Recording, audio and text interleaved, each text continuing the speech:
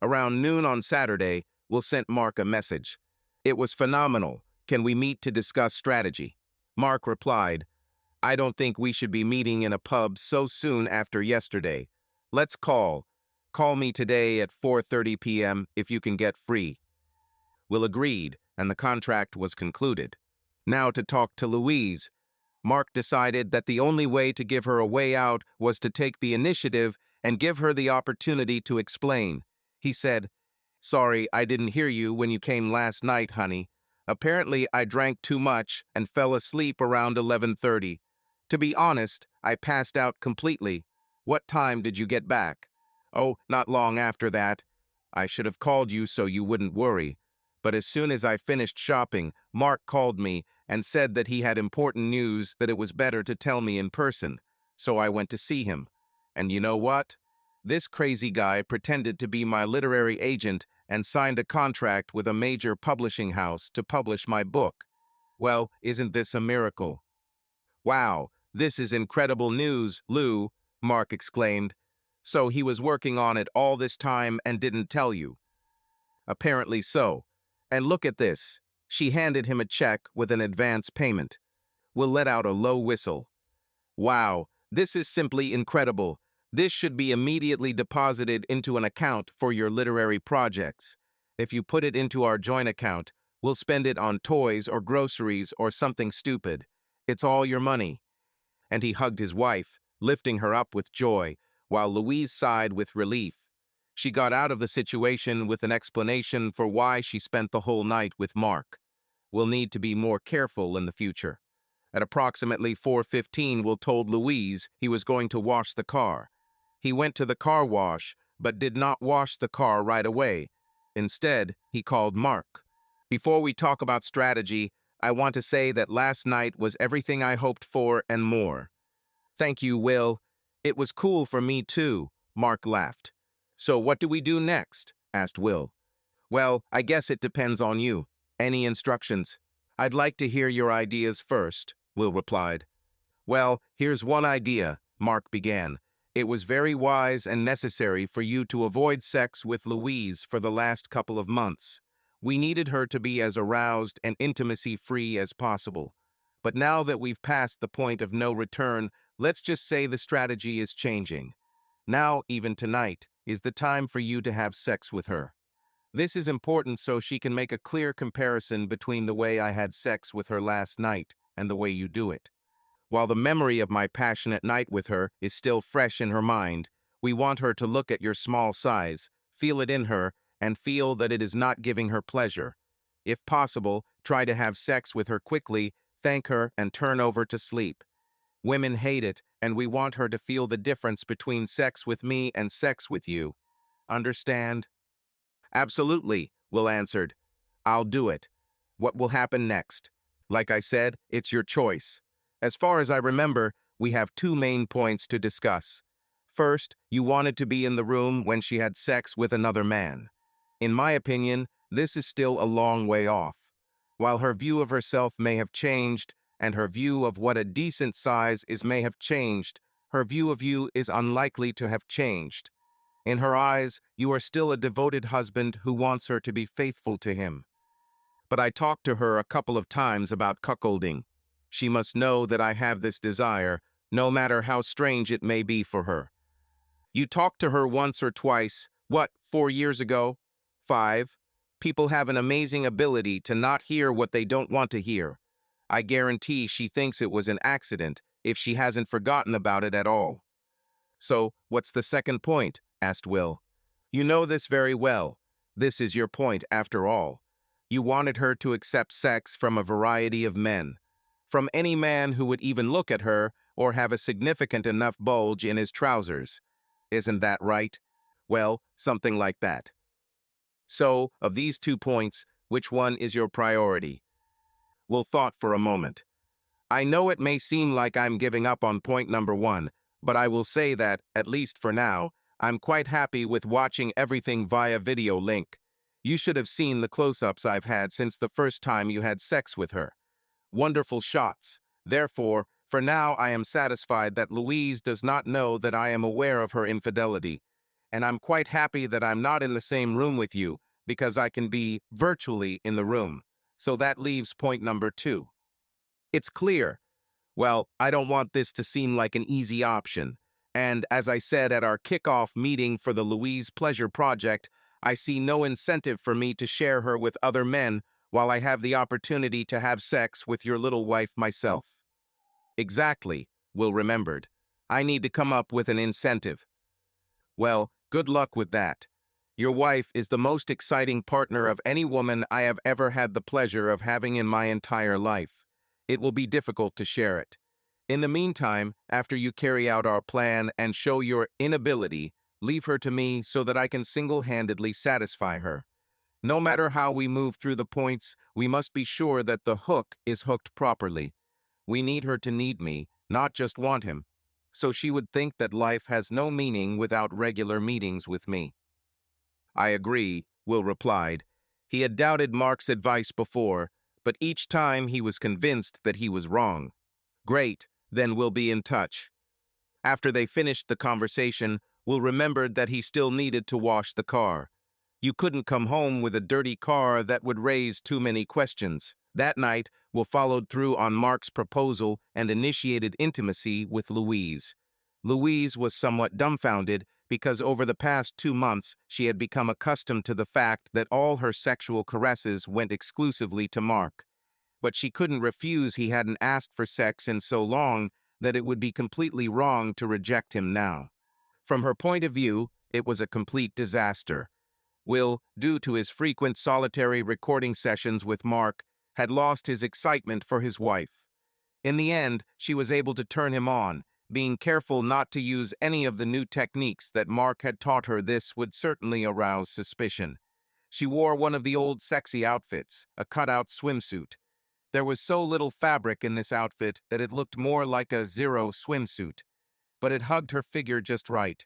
She put on high-heeled platforms and walked in front of him. When he finally became aroused, Will began to have sex with her. As Mark advised, he quickly had sex with her, turned over on his side, and fell asleep. "Good night, Lou," he muttered sleepily. Louise was horrified by his ineptitude as a lover. She wanted to immediately write to Mark and go to him for real sex. But she held back, settling down next to Will and falling asleep in his arms, although it felt like running away from his pathetic attempts. Although Will allows Mark to make decisions for now, he has one surprise in store for both him and Louise. Will insisted that Louise invite Mark to dinner. It was obvious to him that Mark would take it in stride, but the thought of torturing Louisa a little by getting her to invite her lover to their house seemed too tempting for him to refuse. "Dinner? Why?" Louise asked worriedly. She was worried that Will had found out something about her night with Mark. "It's obvious. To celebrate the publication of your novel and thank him for the huge role he played in this." Louise couldn't refuse, so she called Mark. He was enthusiastic about the idea, and they agreed to meet at their place on Sunday evening.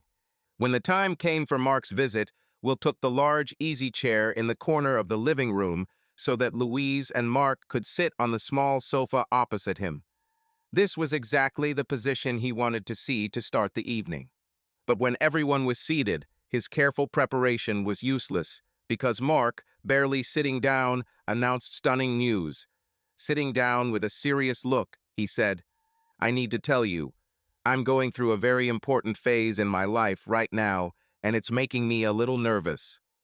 Louise had no idea what he meant unless it had something to do with their nightly sex, and she hoped it wasn't about that.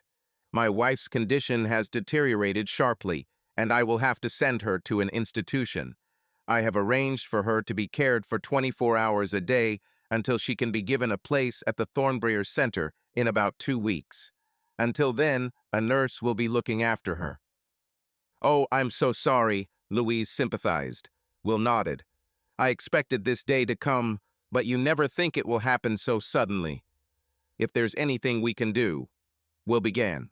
"Honestly, I wouldn't have lasted this long without your help in allowing Louise to visit me from time to time.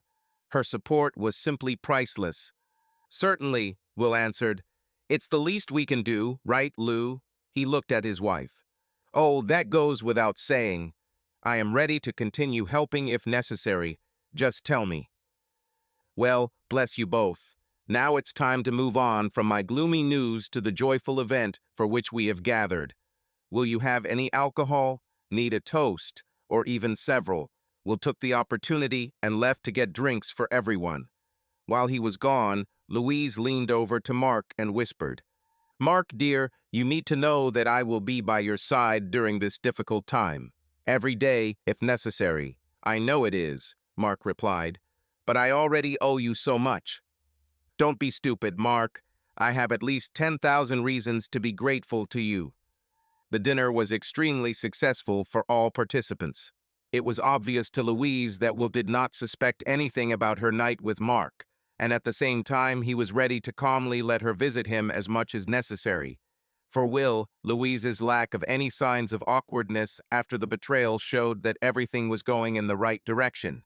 He felt that since Mark needed so much comfort right now, he could enjoy the daily sessions between Mark and his wife. Mark himself was also pleased he had his own hidden plans, which he could not yet reveal, continuing to portray a grieving husband. But he was glad that Louise was ready to visit him every day, and he intended to take advantage of this offer. He knew he would be very needy for her support. Immediately after Mark left their home, Louise sent him a message. Darling, please tell me that I can come to you tomorrow, and tell me what time. When Mark returned home, he replied, at 11 a.m., just after you've had time to go to the gym and have breakfast. Perfect, Louise confirmed. Now that Millie had 24-hour care, Louise could come and go at almost any time. But the 11 a.m. time was convenient for her, and she looked forward to the visit, arriving at Mark's late Monday morning. As always, he walked her down the corridor to the bedroom. But this time, he did not immediately close the door. Louise pulled a chair towards the table and motioned for Mark to sit down. I think we need to clear things up a bit, if you don't mind. Can we talk first? Of course, Mark agreed and sat down on the edge of the bed. You see, after what happened between us on Friday night, I want to make sure that we are on the same page. It seems that all this time I was just deceiving myself. I knew from the very beginning that I wanted you, and to be honest, I wanted your big size. And this whole help story was just a screen so as not to feel so bad about my passions. So, with your permission, I want to throw away all these pretexts and simply admit to myself and to you that I am here for my own pleasure, and of course for yours too, my love. But most importantly, I just really need you to keep having sex with me with that majestic thing of yours. No, I won't give you this permission, Mark said with feigned indignation. Louise was taken aback for a moment, forgetting what she had just asked him. He continued, you have been absolutely supportive, and I look forward to your help being even more helpful in the future. No, we will not have less help, but on the contrary, more. You see, my dear, until Friday it seemed to me that this was a one-way process. You helped me, but I did nothing for you. But on Friday, and not just because of the book deal, but because I saw how much you really enjoyed our sex and the way I took you, I realized that now I have a mission for you too. So now we have a double mission. How did he always manage to find such the right words? Louise wondered. Now that you say it, Mark, it all seems so obvious. Of course it was a help to me. You can't even imagine how much I needed it that night. And in exactly this way. And from the perfect person. I feel alive for the first time in years. Double mission, so double. Are you sure it's not just the joy of receiving a fee? Mark joked. No, stupid, Louise retorted and playfully hit him on the shoulder. But I did deposit the check this morning, so thank you again for that. Meanwhile, Will was connected to the video, setting up remote-controlled cameras on the bed where the couple soon intended to indulge in passion. And he turned out to be right in his forecast. They wasted no time at all. Mark closed and locked the door, and Louise undressed and lay face up on Mark's bed. Mark undressed and climbed onto the bed next to her. Here is a more expanded, but still discreet version. Mark hugged Louise, pulling her towards him with tenderness and love that accumulated between them. Their gazes met, and in this silence they seemed to understand each other without words. He stroked her shoulder, gently hugged her waist, bringing her even closer to him, and their lips met in a deep kiss. This moment was full of sincere feelings, and their every gesture reflected the tenderness and awe they felt for each other. Louise ran her hand over his chest, feeling his heartbeat synchronize with her own. The warmth of his skin, his soft movements, all this gave her a feeling of security and joy. They enjoyed this closeness, immersing themselves in every touch, in every moment, as if nothing around them existed. Mark slid his hand over her shoulder, taking his time, letting every movement speak for him. After a while, she sat down next to him, and they looked at each other in silence. He smiled, and she laughed quietly, feeling the lightness and joy that they gave to each other. Finally, Mark suggested continuing their intimacy, and she smiled and responded to his proposal, pulling closer so that he could feel her warmth and tenderness. Their embrace became deeper, their movements synchronized, turning into a quiet, wordless dance. They moved slowly, in time with each other's heartbeats. Louise pressed herself against him, feeling the warmth of his hands supporting her, as if promising protection and care. She leaned towards him, allowing herself to completely trust the moment, feeling how everything around her seemed to disappear, leaving only the two of them. Mark also immersed himself in this harmony, feeling how their hearts and breaths merged together. Their movements were unhurried and deep, filled with tenderness, love, and admiration for each other. He hugged her tighter, their touch became more confident, and the moment seemed endless. They walked towards the culmination of their feelings, as if together overcoming some invisible distance. And when they reached the pinnacle of this intimacy, they both felt incredible peace and warmth. In this silence, they lay next to each other, feeling satisfaction and lightness from the moment spent together. Louise snuggled close to him, resting her head on his chest, listening to the soothing beating of his heart. They were silent, but this silence was filled with sincere joy and a feeling of complete unity, as if their souls had found an ideal reflection in each other. "What you did," she finally managed to say. "Yes. It was amazing. Write this down somewhere so you don't forget to do it to me again." "I won't forget my love. I promise." When he wasn't watching Mark have sex with his wife, Will was daydreaming about the future and what it held. He began to realize that there were many ways he could behave with Louise, and he had to do some soul searching about what he really wanted most. He still wanted to be in the room with Louise and his lover, he thought. But maybe that's not what he wanted most. He was considering publishing some high-definition videos of Louise and Mark on an adult website to promote her newfound prostitute status. But he wasn't sure if Mark would go for it. The video could not be edited to remove the couple's faces. He thought about getting pixelation software to hide faces, like he had seen in some videos. But part of the fun of watching the video was watching the faces, especially the woman's, while the man had sex with her very hard. He then thought about having Mark accompany her in public on dates and gradually force her to wear more and more sloppy clothes. When he thought about it, he had to pause in meditation to erase it. It was so hot, and he was confident that if Mark worked gradually, he could achieve this. He was very excited from the day when some work colleague warned him, "Hey, Will, I know it's none of my business, but I thought I saw your wife with some guy last night.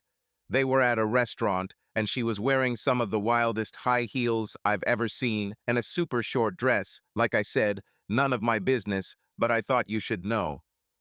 He could see himself answering, "Well, Louise is a free spirit," and letting it run its course. And yet, he really wanted to see Louise give her married body to many different men. The Mark story, while great, didn't make it easily accessible. It was just an everyday matter of the heart. She fell in love with her longtime friend, who, not coincidentally, did a wonderful thing for her that no one else could do. He signed a contract with her to publish her novel. No, what Will really wanted was for Louise to throw away all inhibitions and willingly give herself to random men simply because she liked their faces or their size, or simply because she could exert her sexual power over men. This is what Will really wanted to see. From his research on the internet, he also knew that there were some clues available inside the cuckold's kink.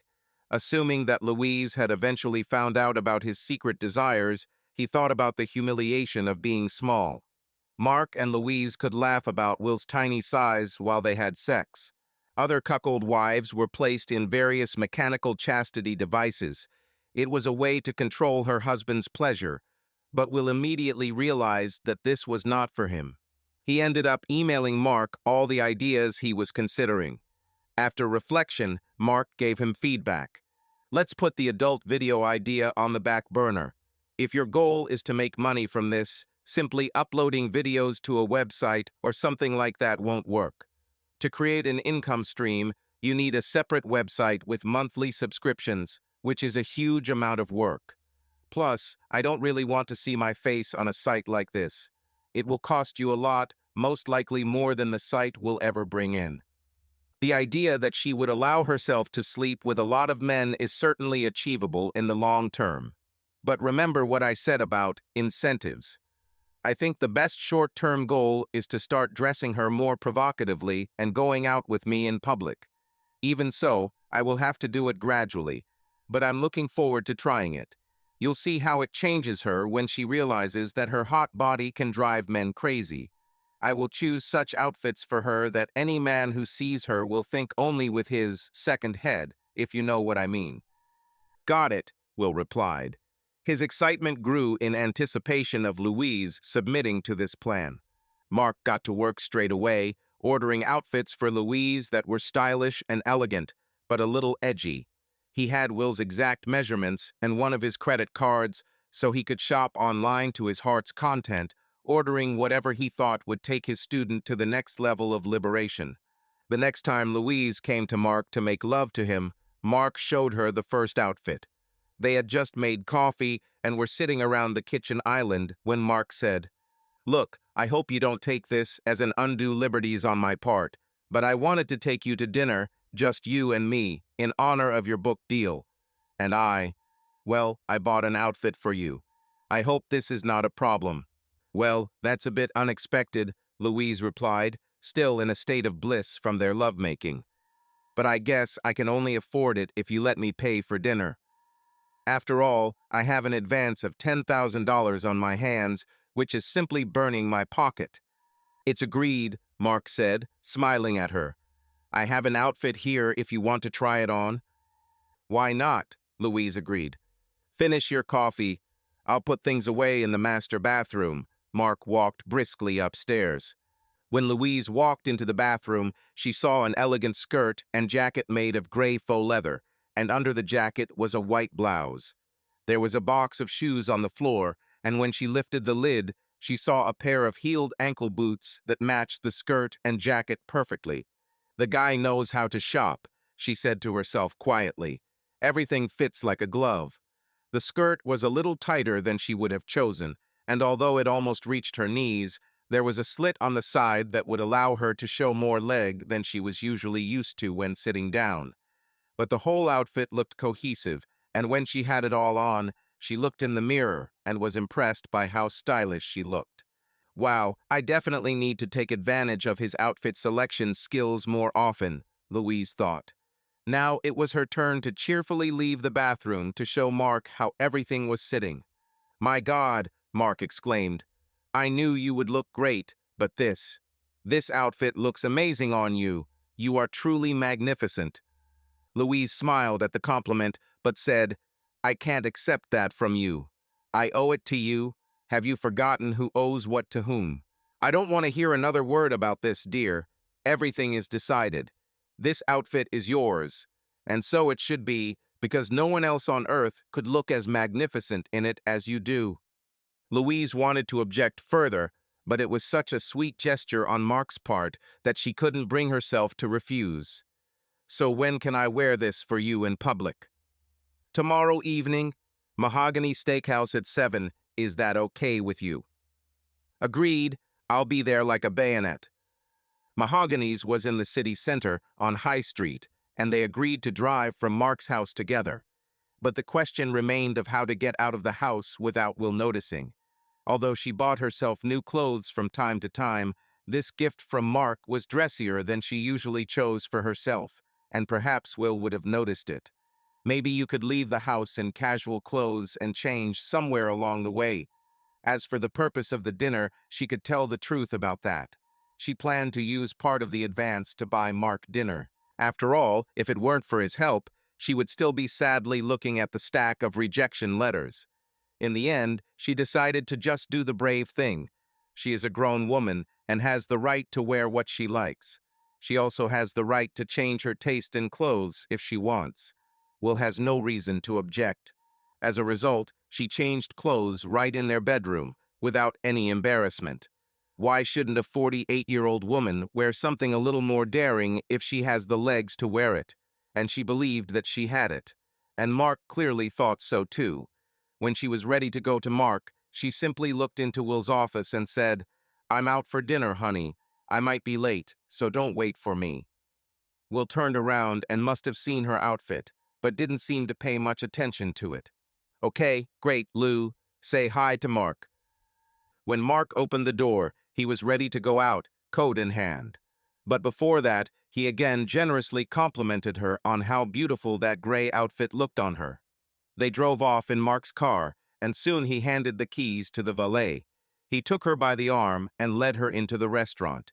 Inside, Mark whispered something quietly into the ear of the man behind the counter who had just asked, "Table for two?"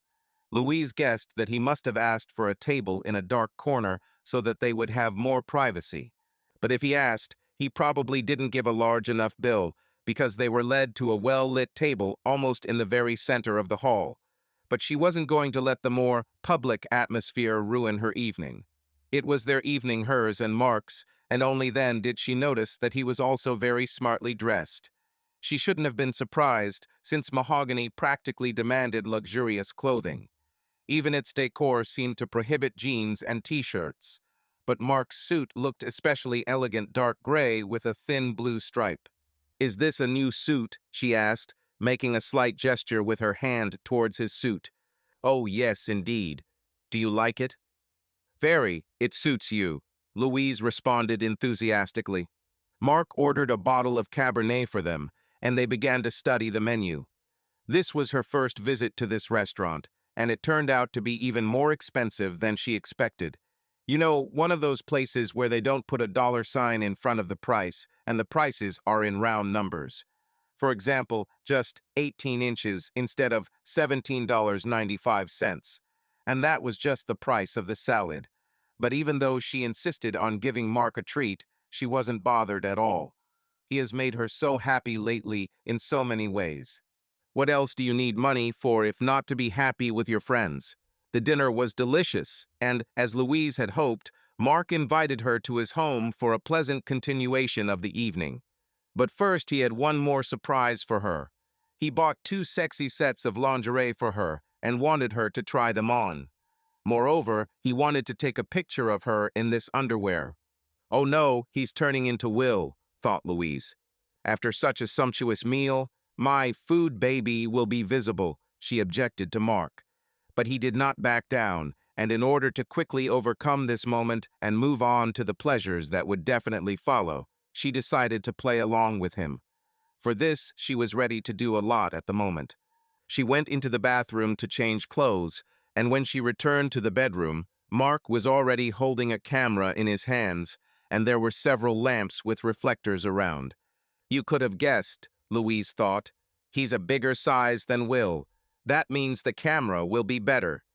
She ended up posing for Mark for about half an hour. He must have taken 300 pictures. When he finally put the camera and light away, she was on edge. The revealing outfits barely covered her from below, and she sighed with relief that she had prepared for this evening and gotten herself in order in time. There were no new positions or techniques from Mark that night, but it was just a repetition of all their favorite positions that they had tried since the beginning of their romance. Louise was absolutely delighted. From then on, Mark asked Louise out on dates once or twice a week. Each time he prepared a new outfit for her, and each next one was even more revealing than the previous one. Over time, her outfits became so provocative that she even stopped taking them home and left them with Mark. By this time, Millie was at the Thornbriar, and Mark was hanging her clothes in his daughter's empty bedroom closet. Over time, Louise even began to come to him in more discreet clothes, changing into these provocative outfits at his home.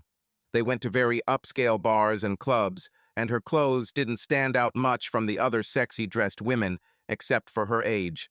Yes, her age stood out. She was older than these girls and could be their mother. But seeing how gorgeous she looked in the mirror, and feeling the obvious interest and admiration of all the men in the bar, she didn't care about the revealing outfits. She really liked how her well-preserved beauty attracted the attention of other men. It even seemed that many of them preferred to look at her rather than at the young girls. It gave her a sense of sexual power and filled her with desire, making her moments in bed with Mark truly unforgettable. Sexy clothes acted on her like an aphrodisiac. She enjoyed life and at the same time creating a reputation for herself as a hot thing among the local elite. Until this moment, all her dates with Mark took place not only in prestigious establishments, but also quite late in the evening. So she was surprised when Mark invited her to breakfast on Saturday morning at a regular diner like Denny's, and he wanted her to come in the most provocative outfit in a tight miniskirt with a deep neckline and red heels. A push-up bra completed the outfit. This outfit would be appropriate at the bistro lounge, Louise thought, but honestly, at Denny's, in the morning? But now she was under Mark's spell and had learned to trust his superior instincts in such matters. Surely he had a reason for this strange choice of location. And so it happened that Mark walked into the local Denny's with Louise, dressed in a femme fatale outfit. He was even a little worried that some of the older men who usually gathered here in the morning might have suffered a heart attack from the sight of such a hot beauty next to him. Louise tried not to make eye contact with the men around her and sat down, trying to pull her skirt up enough to at least cover her buttocks. She was wearing a thong, but even as she walked, the fabric of the skirt kept trying to ride up, exposing her perfectly rounded form. She covered her face with her hand so that no one would recognize her. Friends could see her, and then things got even worse. Mark told her to go to the ladies' room, take a red patent leather purse with her, and return without her panties, putting them in her purse. She didn't know what to do. He pushed her to the limit. But she also became a confident, courageous woman, realizing that with her body in a world full of people hungry for passion, she could afford a lot. So she obediently complied. "Show me," Mark said, pointing to her red purse when she returned. She opened it and revealed that her lacy red thong was indeed inside. Closing her purse, she again tried to pull up her skirt to cover her buttocks. To her horror, she realized that the fabric did not have enough elasticity to cover her private parts.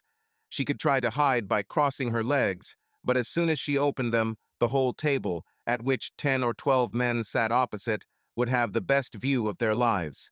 She tried to discreetly size up the group, avoiding direct gaze. They looked like a group of men gathered for a morning Bible study, probably discussing the book of Romans, and then it dawned on her.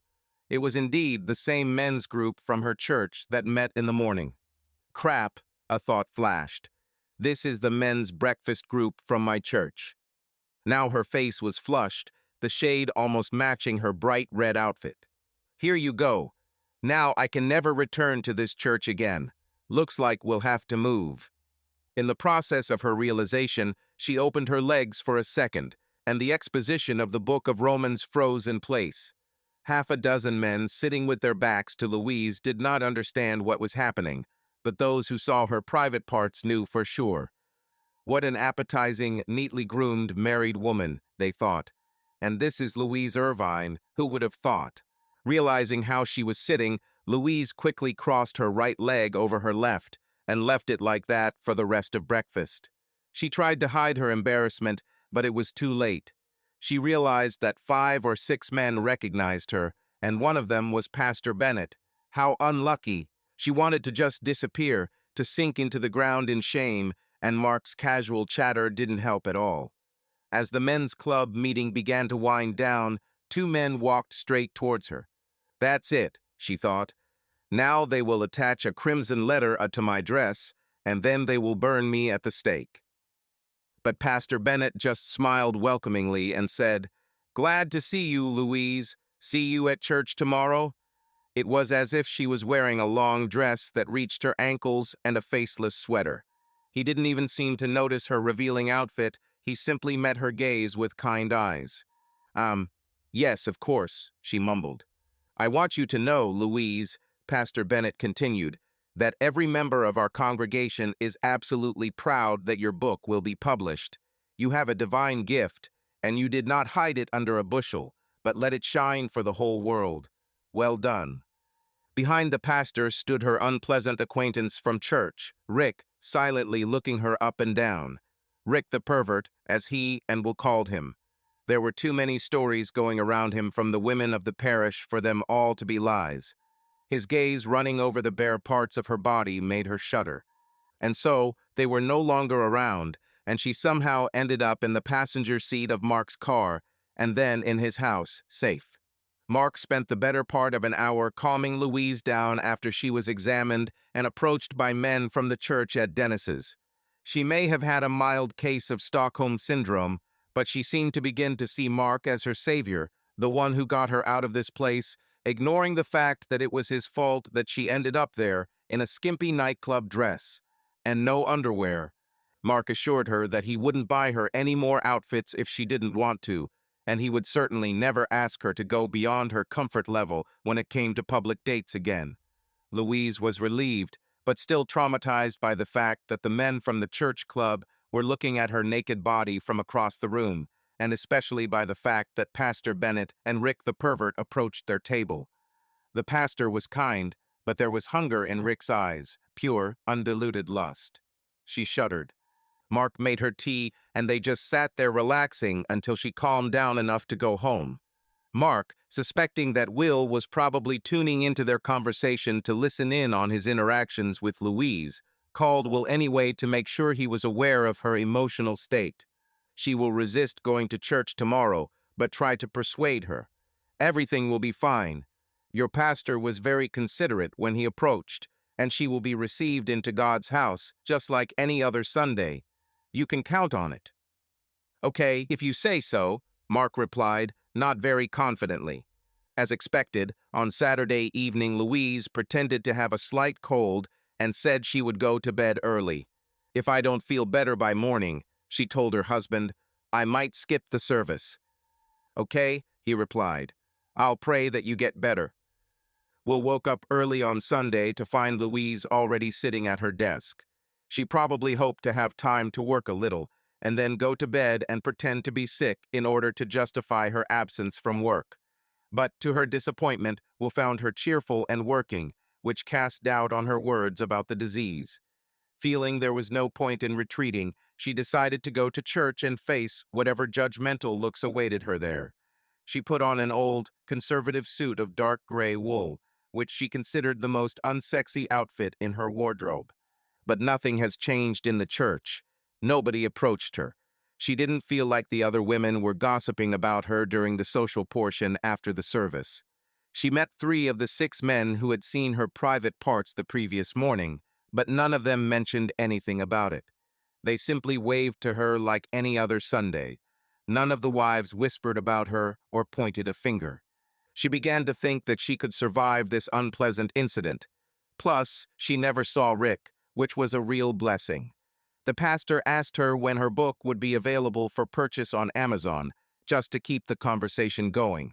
It was as if nothing had happened, as if she hadn't caused a stir at Dennis's in a bright red minidress that barely covered her, and hadn't spent most of breakfast casually showing off her body to everyone.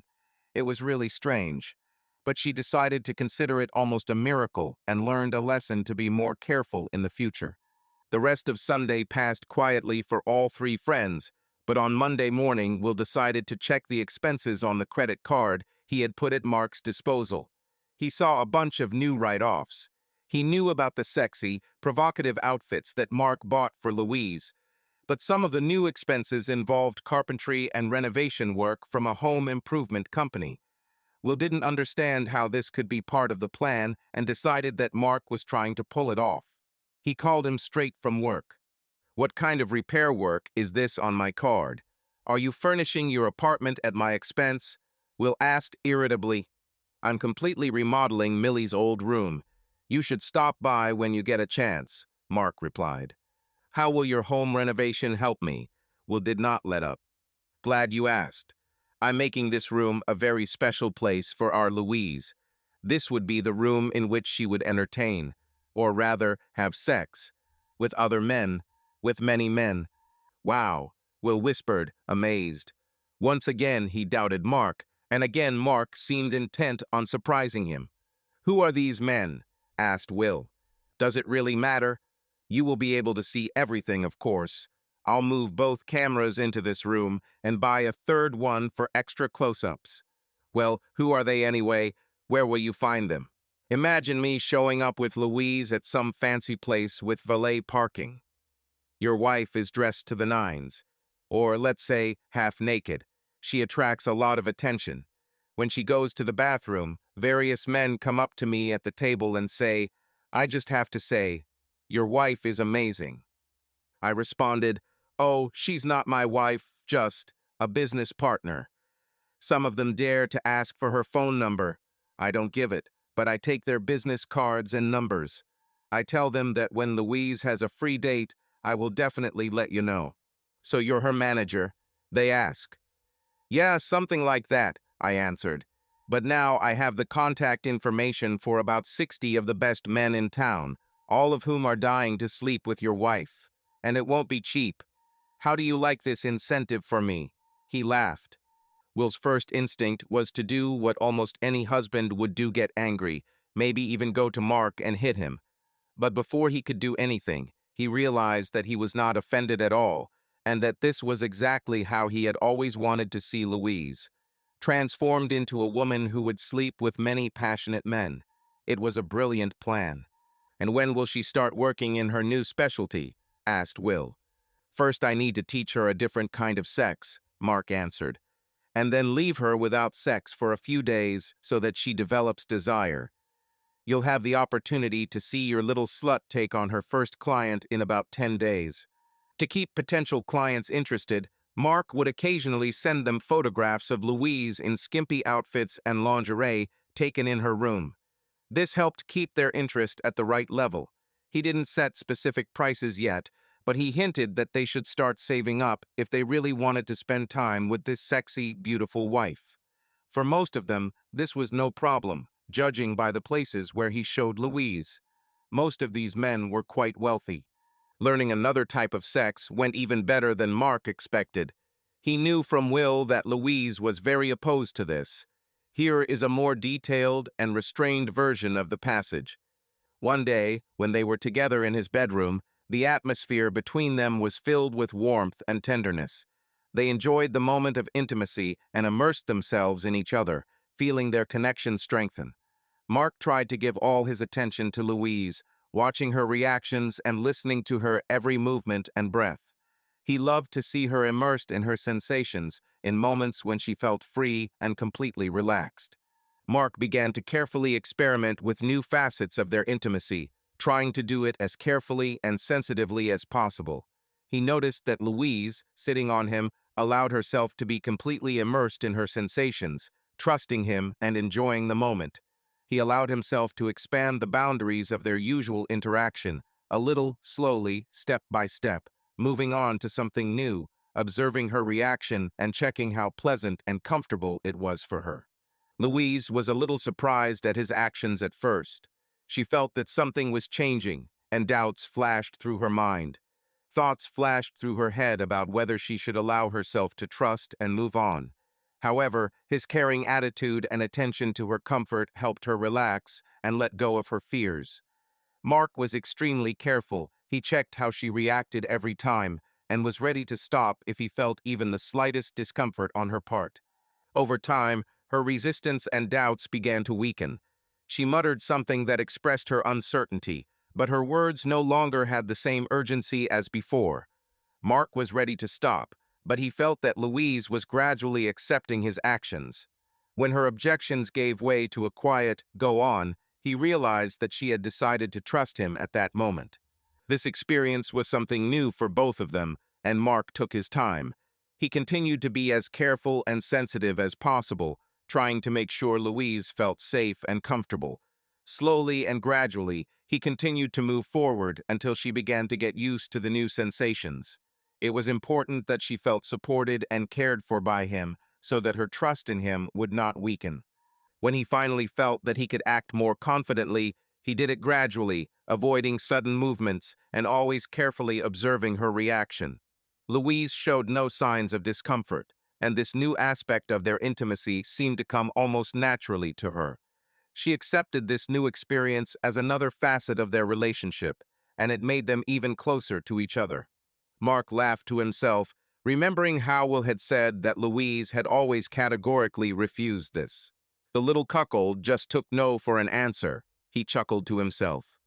But you just need to prepare her carefully, and she herself will appreciate it. They continued to practice this type of sex along with regular caresses for the rest of the week. And then, suddenly, Mark stopped calling her. 4 days passed, and she made no attempt to contact him. But by then, she already felt that she was literally yearning to feel him next to her again, and her desire seemed stronger than ever. When Mark finally answered, he had his words prepared. "My dear Louise," he began, "you've already done so much for me. I feel like I have found complete emotional healing thanks to your help." Louise was amazed. Of course, it seemed to her that he must understand that this was no longer just one-way help, that now she needed him just as he had once needed her. But she didn't want to directly ask him for the sex she desperately needed. "What if I get lonely? Or if I need someone?" she said, uncertainty. "I thought about it, dear," Mark replied. "I have several close friends who right now are in the same state that I was in when you started helping me. Some of them may even be in an even worse situation. Horrible wives, unbearable jobs. The help you could give them would be invaluable, but they are not you," Louise objected. "No, not really," Mark agreed. "But among them, there may be even better lovers than me. Believe me, you have endless sexual adventures ahead of you, and at the same time, helping mentally suffering men." "I'm not sure," Louise said, uncertainty. "And by the way, they are all completely healthy. Each of them has a certificate with the results of an STD test. Everything is as clean as glass for everyone." "You sound like there are a lot of them," Louise remarked. "Well, yes," admitted Mark. "There is a huge need in the world for this kind of love. It's like a gaping abyss of pain and disappointment. Look, I can just get you a meeting with the first gentleman, Roger. If you don't like it, we won't continue." "When can Roger be free?" Louise asked with almost panic, feeling how her body responded to this proposal. "At the first call, one might say," Mark answered with a satisfied smile. "Today, this afternoon," Louise said hopefully. "Please tell me I can make love to Roger today. Please. Consider that everything is arranged, dear friend. Can you be here by, say, 3 p.m.? We're not going to do this in your bedroom, are we? It would be strange." "Of course not. I completely redid Millie's room. Now she is completely different and sets the right mood. You and Roger will love it." "Okay, thanks, Mark. See you then at 14:59, Louise replied, trying to add some humor, but hiding her great disappointment and desire to experience true passion. Roger Manning was a high-ranking executive at a local software company. He was 58, with thick hair graying at the temples. Roger never had a problem with women and slept with half the women in his office. But most of all, he preferred high-class women. When he first saw Louise with Mark in a posh bar, he mistook her for the mature but chic, professional lady he preferred. Her outfit barely hid her curves, and he was sure that her presence would not disappoint him. Mark's price for a 90-minute date was high, but Roger could afford it, including a generous tip, he told Louise's curly-haired manager. "Oh yeah, about the tip," Mark warned him. "Louise is very particular about not seeing any money during your date, so please leave your payment with me when you enter and your tip when you leave. I handle all her calculations and will absolutely make sure that she receives them." It seemed strange to Roger, but a completely insignificant detail compared to the incredible luck of having the opportunity to sleep with a woman like Louise Irwin. "Of course, no problem," he answered Mark. Louise arrived at Mark's at 2:50 p.m., a little earlier. Mark informed her that Roger would be available from 15:30 to 17 o'clock and showed her to the renovated room. She was amazed. The whole room was painted plum color. One of the walls was decorated with a large mahogany cabinet, and on 3 walls hung original paintings in ornate frames. There was a large bed in the center of the room. But what surprised her most was the abundance of mirrors. Large mirrors hung on 3 walls, and above the head of the bed there was a large rectangular mirror. She even noticed a huge mirror above the bed itself. This way I can watch Roger make love to me, she thought. Wow! Mark walked over to the closet and opened its main doors. Inside was the entire wardrobe he had bought for her, all the club clothes and all the lingerie. He chose a minimalistic yellow bikini for her. I think Roger will like this, Mark said, although it wasn't just a guess. He had already shown Roger Louise's portfolio in different outfits. Mark also picked out a pair of yellow platform heels that sat on the floor among more than a dozen other pairs. Louise has already worn each of them, either going out or for photo shoots or for meetings. I'll leave you to change, Mark said and left, leaving her alone in the updated room. Louise looked around the room again, enjoying its atmosphere and novelty. But most of all, her thoughts were occupied with the upcoming meeting. She looked at her watch. There was little time left until 15:30. Her body was already reacting to the thought of what lay ahead, and she could barely contain her impatience. When Roger entered the room, Louise was struck by his appearance.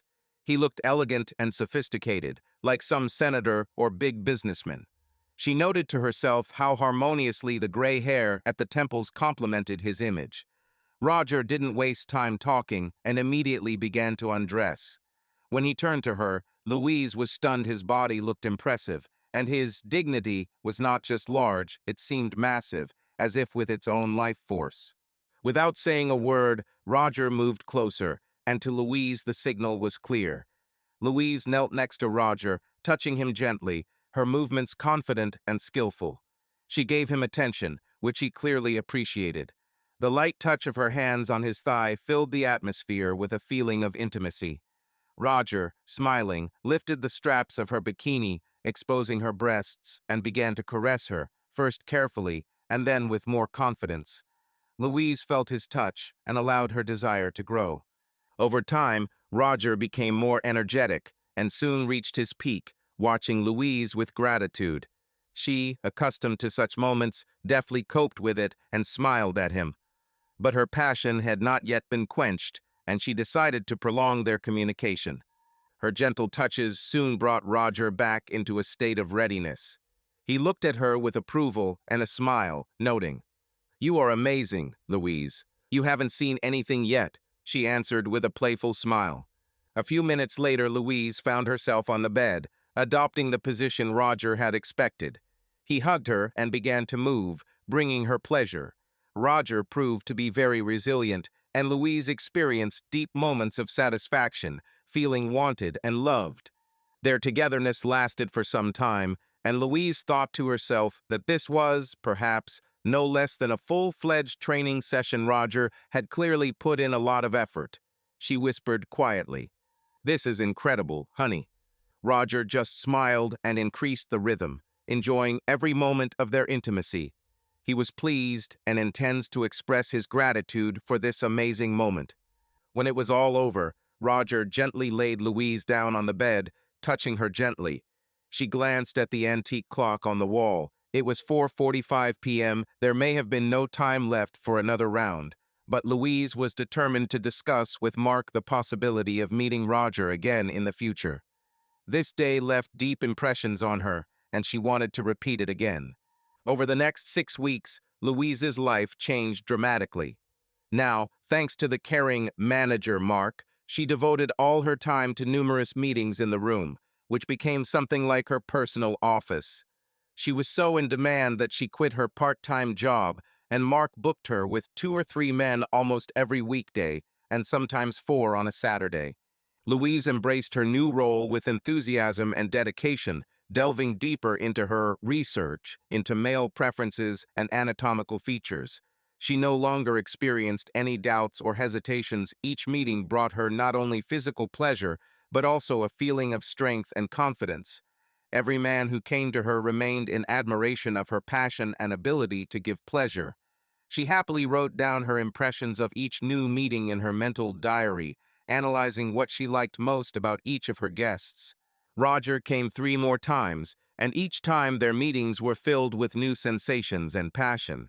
With him, she tried various positions, each of which opened up new facets of pleasure for her. Louise began to notice that Roger was becoming more than just a client to her. But then Mark's carefully thought-out plan came into play. Realizing that attachment to one man could cause Louise emotional dependence, Mark began to refuse Roger under the pretext of her being busy. He tried to diversify the flow of her clients by adding new names to the list. He even gave a discount to some, understanding that constant variety would help her remain emotionally independent. The main thing for him was to maintain control over the situation and not allow Louise to lose interest in this work, which brought him significant income. One day, Mark decided to take a rather risky step. Among the potential clients he intended to refer Louise to was a man she knew well. It was a bold idea, but Mark understood that the effect of this step could be interesting and unexpected. This client was supposed to be a surprise for Louise and her husband, Will. With the special attention characteristic of a director, Mark prepared the ground for this meeting. He planned to amaze Will, who, as always, was watching what was happening through hidden cameras and was becoming more and more interested in watching his wife in her new incarnation. This new client was going to make a powerful impression on Will, and Mark was anticipating the effect it would have. "Hello, Pastor Bennett," Mark began politely, dialing the priest's number. "You may not know me. I'm Mark Upshaw, a close friend and, let's say, literary agent of one of your parishioners, Louise Irwin. I think we met at Denny's one Saturday, didn't we?" Bennett replied, straining his memory. "Yes, that's right, it was me," Mark confirmed. "I have a sensitive question for you, and I hope you don't find it offensive." "Oh, it's hard to embarrass me," the pastor calmly replied, laughing. "I'm used to the unexpected." "Great, then let me ask. Did you happen to notice how Louise was dressed the day we met you?" Greg Bennett laughed. He. "Yes, it was simply impossible not to notice her then." "If I may ask, what did you think of this outfit?" Mark asked. "I try not to judge my parishioners, Mark. I know that Louise is a level-headed, reliable person, and she must have good reasons for everything she does, even if I don't understand them." "Well, didn't her outfit make any impression on you?" "Listen, Mark, if you're trying to figure out whether Louise's hot red minidress and her stunning red shoes made me, how should I put it? Horny, then I'm not used to making confessions, only listening to them. But consider me guilty." He laughed and then continued. "But where are we going with this conversation? My church is full of attractive women, and I keep my hands and other body parts where they belong." "Oh, I'm not making any accusations at all, Pastor," Mark replied. "Rather, it is a question of supply. You see, Louise has recently taken up the work of a courtesan, and although you are certainly a worthy and moral person, I speak to you man to man. We all have our needs, right?" There was silence on the other end of the line. Mark feared that Pastor Greg had hung up on him, but I looked at the phone display and saw that the call was still active. "I'd rather not discuss this over the phone, Mr. Upshaw. Let's meet over a glass to talk about this in person. Please know that I am very, very interested." Pastor Greg Bennett wasted no time and quickly arranged a meeting with Mark to discuss meeting Louise Irvine. In fact, of all the clients Mark found for Louise's new venture, the pastor proved himself to be the most eager. In a short meeting over drinks, Pastor Greg agreed to all the conditions that Mark had laid out for his meeting with Louise, and it is not surprising that, when given several outfits to choose from, he immediately chose the same short, tight Corvette-colored minidress that Louise wore that fateful morning at Denny's. Mark noted the pastor's choice with a knowing smile. Due to Greg Bennett's extreme impatience, Mark had come to the conclusion that the pastor had been dreaming about Louise ever since he first saw her at his church several years ago when she and Mark joined the parish, and now he finally had the opportunity. Mark felt the need to prepare Louise for the shock of meeting the first client she knew personally. He needed to do this quickly, since Pastor Greg insisted on meeting in the middle of the next day. "Louise," Mark began, "I can't tell you how proud I am of you for helping these men. Each of them says only good things about you and admires the care you show.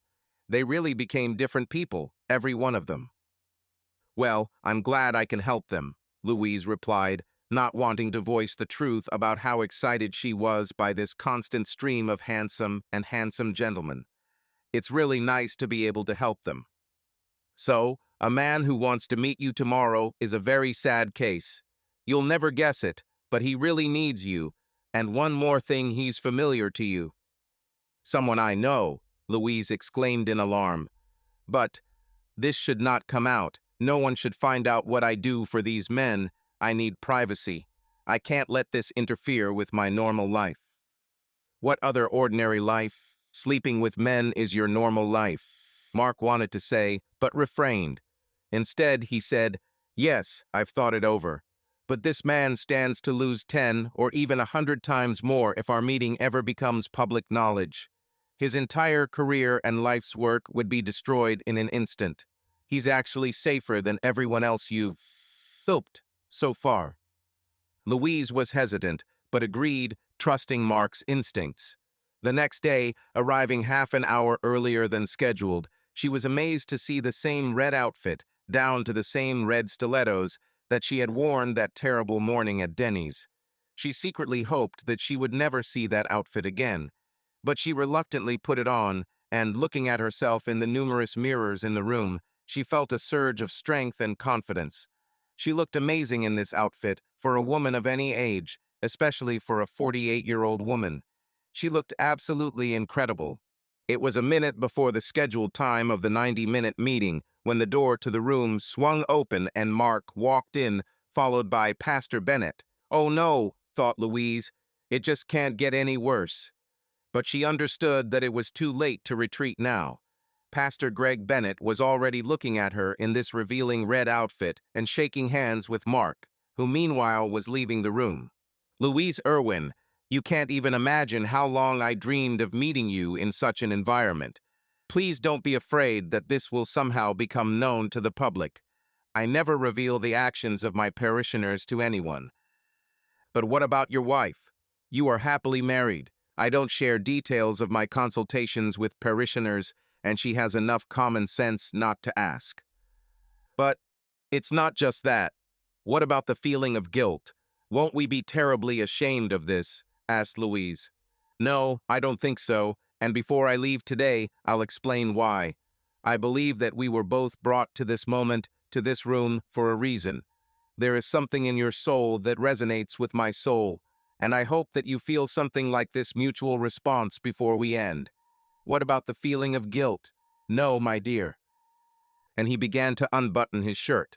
Pastor Greg undressed slowly and carefully, not like some horny schoolboy, and this comforted Louise a little. When Louise found herself in the room with Pastor Greg, she couldn't help but feel surprised. She looked around carefully, trying to get used to the situation, but she couldn't help thinking that something special was waiting for her. His confidence and manner of communication were different from other people she knew. There was something special in the way he carried himself, the way he spoke, and she felt his warmth and kindness that emanated from him, as if protecting her from the entire outside world. The pastor came closer, and a silence filled with mutual expectation hung between them. It was not just silence, it was a moment when all the emotions and thoughts concentrated in the air between them, creating something new, something that they both felt but did not dare to express in words. "Louise, don't be afraid. Just trust me," he said softly, leaning closer to look her straight in the eyes. His voice was full of care and tenderness, which made her heart swell with warmth. She touched his hand, feeling confidence and strength in this touch. She felt how kind he was to her, and this touch was like a promise of protection and support. It wasn't like other times when people acted superficially or thoughtlessly towards her. Here she felt sincere care and support, which seemed to reach to the very depths of her soul. She felt understood and valued. Pastor Greg sat down next to her, and their eyes met. Louise saw in his eyes more than just physical attraction. There was an understanding, respect, and warmth that made her feel special. Those eyes were full of love that went beyond the ordinary, and she could see that she was important to him. She knew that he could have chosen anyone, but for some reason he chose her. This feeling filled her with pride and awe. Her heart fluttered, and she felt an excitement she hadn't felt in a long time. To be chosen, to be needed, these feelings fascinated her, and she could not help but smile despite the seriousness of the moment. The pastor gently touched her shoulder and then, trying not to disturb this tender feeling of intimacy, helped Louise lie down on the bed. He tried to do everything as softly and delicately as possible so that she would not feel discomfort. He was patient, attentive to her reaction, and did not rush. All this time, he made sure she felt comfortable and her heart filled with gratitude. She knew she could trust him not to hurt her. His hands were warm, and every touch was imbued with care. This was the moment when she realized that he was not only her pastor, but also a person who was ready to support her in any situation. Later, as they lay next to each other, Louise felt that this moment was real for her. Her mind wandered, and she tried to comprehend how much her life had changed since she met Pastor Greg. She knew they had something special that went beyond a normal relationship. It was not just friendship, not just respect, it was something deep and important to her, something that she could not easily express in words, but felt with her whole being. She stood up, looked at the pastor, and her eyes filled with gratitude and love. She felt that he understood her, that there was something between them that made them both stronger. Feeling deeply touched by his thoughtfulness, Louise wanted to express her gratitude in her own way.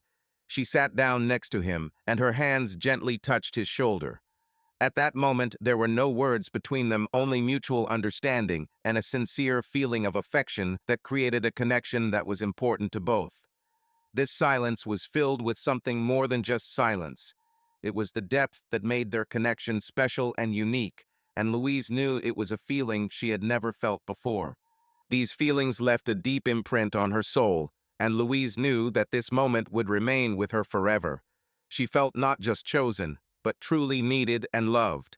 Her heart was filled with light and joy, which filled her from the inside, giving her strength and confidence. She knew that she could be herself around him, and this gave her a feeling of inner peace and happiness. These moments, rare and precious, became part of her life, and she hoped that there would be many more such moments ahead. Pastor Greg Bennett said, "Louise, I know you are very familiar with the Golden Rule." She looked at him in agreement, unable to speak. "Do unto others as you would have them do unto you." I want you to understand why neither of us should ever feel guilty about giving each other so much pleasure. It's really simple. Then, when we had sex, what did you want more than anything to be done to you? He asked. It seemed to demand an answer. At that moment, I wanted you to have sex with me harder and longer than anyone ever had. I wanted you to have endless pleasure by having sex with me. She blushed a little. Right, the pastor confirmed. And, since this is what you wanted done to you, the golden rule requires that you do this for me. You had to have sex with me hard and long and enjoy the fact that I had sex with you. This is simple logic. There is no way around this. Given our desires, the golden rule requires that I have sex with you in the best way I know how, and that you do the same for me. So no talk about wine. We follow only the good book itself, to the very letter. It seemed to Louise that this was not quite right, but every step seemed irrefutable, and she liked the conclusion. So she continued her actions despite her doubts. She was a confident girl who knew what she wanted and strived to get what she felt was hers. She often thought about how important it was to follow her convictions, even if those around her did not understand it. It is a pity that Mrs. Bennet could not understand how to properly care for her loved ones, and therefore could not see in Louise the determination that led her to her goal. This was meaningful to Louise because she knew that her actions gave her a sense of control over her life. But let's get back to our Will. How did he perceive what was happening in his life? In truth, he handled it quite well. Perhaps all the events that he managed to observe were not so unexpected. He began to understand that life does not always go as you plan, and it is important to be able to adapt to its changes. He realized something important that made him take a fresh look at what was happening and accept the situation as it was. Will learn to find calm even in the most difficult moments, and this helped him cope with internal experiences. Meanwhile, Pastor Greg and Louise continued to spend time together. They experimented with different things and looked for new ways to strengthen their bond. Each new moment brought new opportunities for communication and joint discoveries. In this environment, they were free to be themselves and express their feelings, and this led them to moments of joy and sincerity. Pastor Greg was impressed by Louise's confidence, openness, and ability to trust. He felt that their relationship was based on deep respect for each other, and this made their bond even stronger. They were in a space where everyone could be themselves, and this made their relationship unique and important to both of them. Everything that happened gave them a sense of satisfaction and meaning, reminding them that sincerity and openness in relationships can make them deeper and more valuable. Moments together, when they could share their thoughts and dreams, became a source of inspiration for them. These moments reminded them of the importance of trust and honesty and strengthened their feelings, making them more aware and deep. Ultimately, their relationship became a real support for each of them, filling their lives with meaning and warmth. "Oh yes, I'm going to have so much fun having sex with this little bitch," he promised himself. After Pastor Bennett left, Louise lay motionless for a while and wondered how he was different from other men. She assumed it was his ability to make her feel slutty and stylish at the same time. He could be so gentle when needed, but when push came to shove, he could muster his strength. No, she thought, better than the best of them. Better than all the other men she's ever had. He was the best sex she had ever experienced. So when Mark told her about how her first meeting went with someone she knew from her everyday life, she was full of enthusiasm. Mark saw that her vigilance had weakened, and therefore immediately insisted on this. "Louise, I have another guy who also knows you a little. He asks to meet with you early next week. Do you mind?" Based solely on the positive experience she had just had, Louise readily agreed. The following Tuesday, she showed up for a meeting and, surprisingly, was asked to wear the same red Corvette minidress and heels. The red thong was nowhere to be seen.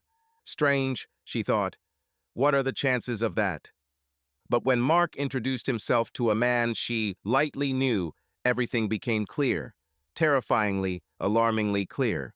Standing at the door of the Girl of Easy Virtue room was none other than Creepy Rick, the pervert from her church. He had a knowing and evil grin on his face, and in his right hand he held a suitcase which he placed on the floor. Before she knew it, Mark had disappeared, closing the door behind him. She was left alone with Rick, who reached out and locked the door behind him. Well, who do we have here?" he mocked. "Unless it's pure little Louise Irwin, who's too arrogant and powerful to talk to me at fellowship hour after church. I must say, you look very attractive in your slutty little Denny's breakfast outfit."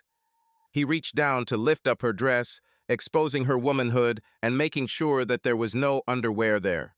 "Sit on the edge of the bed," Rick's voice sounded authoritative. But then, in a softer tone, almost a whisper, he said, "You have absolutely no idea how much I have longed for this day to come." Louise obeyed Rick's authoritative voice and timidly sat on the edge of the bed. Meanwhile, he was fiddling with the contents of his suitcase. He pulled out some small whips and oars, and then some kind of contraption that needed assembly. "Spread your legs wider," Rick commanded. Louise had a feeling that she wouldn't like what happened next. Aside from Creepy Rick, the only person who seemed to be enjoying himself was Louise's husband, Will. He watched everything carefully through 3 cameras from his office, anticipating how far Rick would go with his actions. Rick carefully secured the soft loops around Louise's ankles. "I'll give you a minute to relax before moving on. Lie down and make yourself comfortable," he said.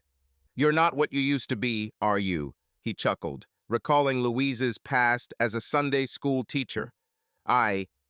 Louise began, but fell silent when she realized that Rick wasn't expecting an answer. Having completed his preparations, Rick paused and looked at his victim. Louise looked at him nervously, but didn't know how to react. The situation made her feel vulnerable and unable to control what was happening. After a few manipulations, Rick stopped, and Louise felt a moment of relief, although the tension in the air did not disappear. The situation remained difficult, and Louise realized that new challenges awaited her. Finally, Louise couldn't take it anymore. She screamed, "No, stop!" Right after she shouted, she heard the doorknob rattle, and a moment later, a tall figure rushed into the room. "Move away!" Pastor Greg screamed at a naked Rick. "Get away from her!" Rick, looking like a boy caught in a cookie jar with his hand, walked away from Louise in alarm. "Just pack your little bag of tricks and never touch or talk to Louise again," Pastor Greg continued. Louise didn't know how much power the pastor had over his creepy parishioner, but it was apparently quite strong because Rick sheepishly pulled his clothes up to cover his nakedness. He disappeared in less than 4 minutes. Pastor Bennett closed the door behind him and sat down next to Louise on the bed to calm her down. They just sat in silence for about 10 minutes as the pastor gently rubbed Louise's hand. "I'll make sure he never comes near you again," Pastor Greg assured her. "Thank you," Louise finally managed timidly. Some time passed, and after the event Louise did not even feel the moment of turning the corner, but soon Pastor Greg's gentle caresses grew into more intense and persistent erotic touches. After another 5 minutes, she was pleasing him. She was so incredibly grateful to him for saving her from Rick that she kept asking herself how it was that he was there at just the right time, or even how he entered through a locked door. In fact, the pastor agreed on this with Mark in advance. Mark warned him of Rick's meeting time, gave him a spare key to the room, and allowed him to wait outside for the right moment to escape. He also made Pastor Greg pay double the amount. To cover the amount, he would have to pay back to Rick for the canceled session, as well as for his own 90 minutes with Louise. But Louise didn't care. Perhaps recovering from a horrific situation made her feel more alive, but whatever it was, she had never felt such a strong sexual connection with any man before. As before, her pastor was not a watcher of the clock and gave them both some time to just relax at the end of the session. But he asked her one question. "Can I call or text you sometime?" he asked. Of course, Louise answered. She didn't have to wait long. Of course, Pastor Greg had her cell phone number from the church directory, but he had never called her before. That same evening, he texted her. "This is Greg Bennett. Okay, I'll call you now." "Yes," she replied. Will wasn't home, so she was sure she could talk to her new lover alone. Her phone rang about 30 seconds later. "Hi, Louise. First of all, I wanted to make sure you were okay after what that idiot Rick did to you. It must have been very traumatic. Are you okay?" "Thanks to you, I exist," Louise answered. "I'm glad to hear that, really, and I also wanted to thank you. I needed time with you this afternoon more than I could ever explain, so I'm very grateful." "I need that too," Louise replied. There was silence for a moment before Pastor Greg continued. "I would like to see you again. Regularly, in fact, but not in Mark's house. It scares me a little to think that he's here, and I do not know. Something about how he decorated this room like some bad place in New Orleans. I want to meet you somewhere else. Do you mind?" "I would say," Louise said hesitantly. She did not hesitate due to lack of desire, but only because she could not understand where they could meet. There was another silence, so she asked a question. "Where could we meet? For your sake, if not for my sake, we will have to be careful." "Exactly, and that's the rub. We cannot use the rectory for obvious reasons. Hotels and motels would be very risky. Honestly, I was hoping we could meet at your place." "But Will, what if he ever finds out?" Louise asked, trying to hide her anxiety. "I don't know how to explain this to you, Louise, but Will is a cuckold, and he honestly wouldn't mind us having sex in your marriage bed if it came down to it. Louise took a moment to try to process what her pastor was trying to tell her. She knew Will was a cuckold because she had interacted with other men many times. But what did Pastor Greg mean when he said he wouldn't mind? Of course he would. I don't understand. Louise began. There is a small but growing sector of male society that adheres to a perversion, so to speak, called the cuckold lifestyle. Such men experience sexual arousal at the thought, or better yet, the reality of another man having their wives. Most of them get even more excited if they can be in the same room while his wife is having sex. It's hard for you to hear this, but Will is such a man. But, but how can you know? Louise muttered. I have some experience with this kind of thing. After a while, it becomes easy to recognize men who are cuckolds, or who desperately want to be one. The very first Sunday that you and Will visited our community, I knew two things were certain. First, I knew that I simply needed you the way you were today.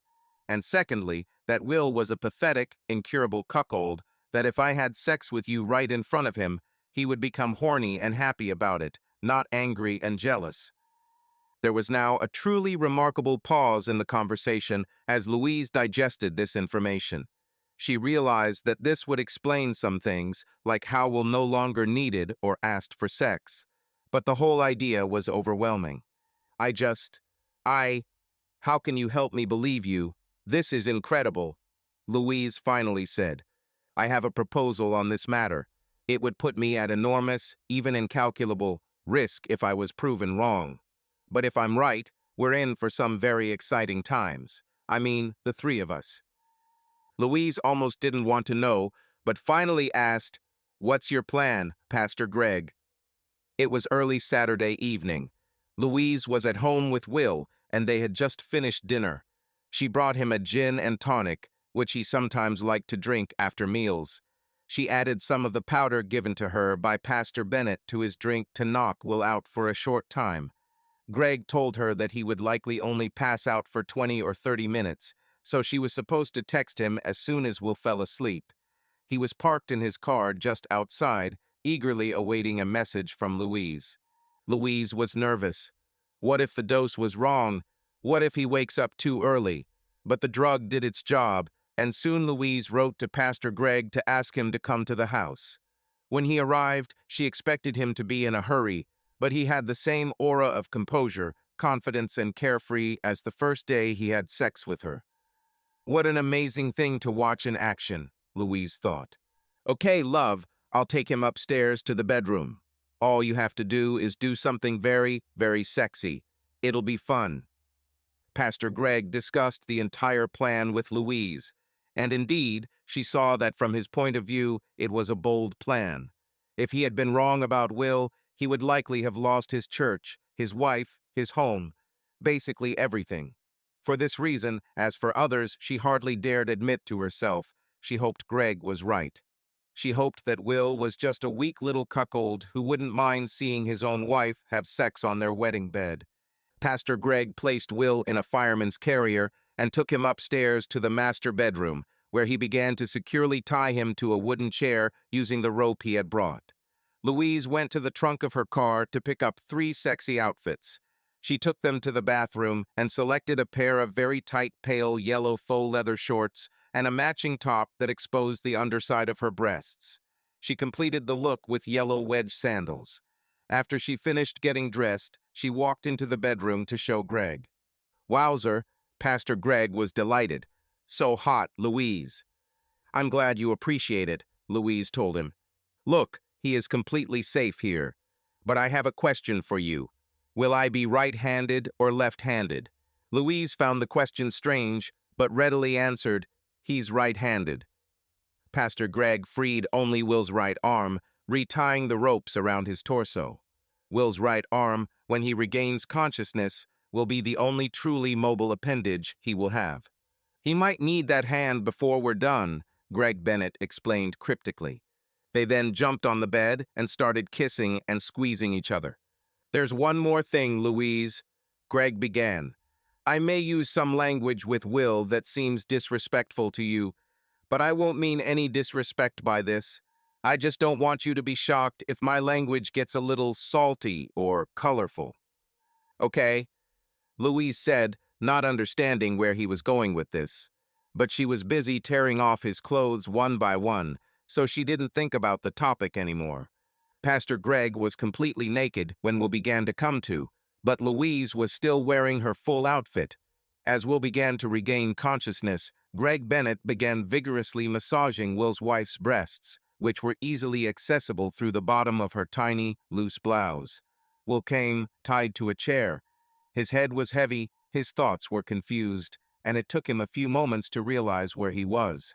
The first thing he saw was Pastor Greg and Louise on his marital bed. They were immersed in what was happening and did not notice that Will began to regain consciousness. At first it seemed to him that this was just a nightmare, but gradually the awareness of reality broke through the fog, and what he saw in front of him became clearer and clearer. Greg and Louise did not hide their mutual interest, and this picture was unpleasant to him, but he did not know what to do. He felt the ropes wrapped tightly around his arms and looked at them, but said nothing, knowing that there was little he could do to change the situation. Greg, noticing that Will had woken up, turned to him with a grin, trying to read the emotions on his face. He asked him how he felt seeing his wife with another man. The question sounded with obvious mockery, and Greg's gaze was full of confidence and challenge. Louise anxiously awaited her husband's reaction, fearing that things might not go as they had planned. She saw the way he looked at them and knew it wasn't easy for him. But Will, to her surprise, only said that he liked it. His voice sounded quiet and lifeless, as if he had resigned himself to the inevitable. After this, Greg continued to behave openly and confidently with Louise, emphasizing his dominant position. His confidence seemed unshakable, and he knew that Will would not dare to object in this situation. Louise looked back at Will from time to understand how he perceived what was happening. She hoped to see at least a hint of resistance or anger in his eyes, but this did not happen. Instead, Will sat silently, accepting his role as a passive observer.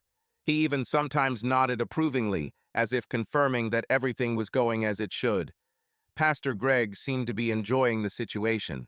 He was demonstrating his superiority and making it clear to Will that he no longer had any control over his life and what was happening around him. This show of force only increased his confidence in his position, and he felt himself in control. The scene continued, and Louise gradually realized that their marriage had changed forever. She felt relieved, realizing that she no longer had to pretend and try to maintain the illusion of harmony that had long since been destroyed. She looked at her husband and saw that he did not object, did not try to fight. Will accepted his role without protest, acknowledging his inferiority, and Louise realized that this might be their new reality. Pastor Greg had finally established his rules in this new dynamic, and his dominance left no doubt about who was in charge. Louise, despite the strangeness of what was happening, felt free from the previous restrictions that held her captive in a false sense of duty to Will. After everything that had happened, Greg and Louise rested calmly, feeling satisfied. They lay side by side, their breathing gradually becoming even, and at that moment Louise realized that her life was now going in a new direction. She felt like she had finally found the freedom to be herself, and maybe this was exactly what she had been looking for all these years. She looked at Will, who was still sitting there, not saying a word. His face showed nothing but humility and acceptance. He, being the observer, accepted his new role, although his place in their relationship was now completely different. Will was no longer an equal partner. He had become someone on the periphery of their lives, and he seemed to understand it too. Now I'll untie you, cuckold. Bring me 2 Newcastles, and my new prostitute a large glass of Cabernet. Understood? Will nodded in agreement. Good cuck. At least you'll be useful for something. He untied Will and sent him to get them drinks. When Will left, he asked Louise, "What do you think? Am I correct in my assessment of Will?" "And how?" Louise exclaimed. "You called it exactly what it was, and is. I had no idea that someone could be so sexually pathetic as to want to see his wife had and used in this way." "Well, that gives us a wide and bright perspective, doesn't it, love?" asked Greg. I'm still just starting to figure it out, was Louise's excited response. Tonight, as soon as I get home, I will text you half a dozen websites that will teach you everything you need to know about the cuckold lifestyle. We have almost limitless possibilities of making will feel humbled, elated, sad, ecstatic. But you're not leaving anymore, Louise pouted. Oh no, honey. We've just started. Let's have enough sex that will get pleasure at least 2 or 3 times. I don't have any schedule. I'm yours until you get tired of having sex. Well, sure, I still have to be at church at 7:30 am, but I can go straight from here. For that matter, I have a change of clothes and everything I need. Car. Will returned with a large glass of Cabernet and 2 frosted bottles of Newcastle brown ale on a tray. He put the tray down and waited for further orders. Take off your clothes and sit on the floor until we need you again, cuckold, was Greg's simple order. He and Louise took their drinks and Pastor Greg made a toast. For the cuckold lifestyle, here's to Will and his tiny size. And for a lot of other sex of the magnificent slutty Louise alone. Hooray! They took deep drinks while Will waited patiently on the floor. It was still almost like a dream to him. But now he had everything he originally wanted for Louise. She became very promiscuous with Mark's help, first with him as her only lover, and then with many strange plus-size men. And she ended up having sex with another man in front of him in their own marriage bed. What more could a cuckold want?